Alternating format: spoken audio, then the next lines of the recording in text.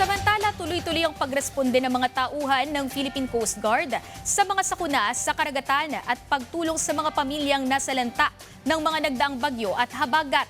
Narito ang ulat.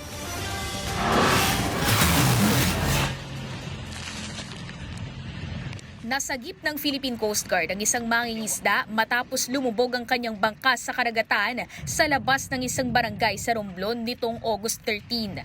Agad na rumesponde ang Coast Guard Substation Kahidyokan kasama ang MDRRMO at ligtas na naibalik ang mga mangingisda na nasa maayos ng kalagayan at walang naiulat na pinsala. Ayon sa paunang investigasyon, tinamaan ng isang hayop sa dagat ang motor bangka habang humihila siya ng lambat na nagdulot ng pagpasok ng tubig at paglubog nito.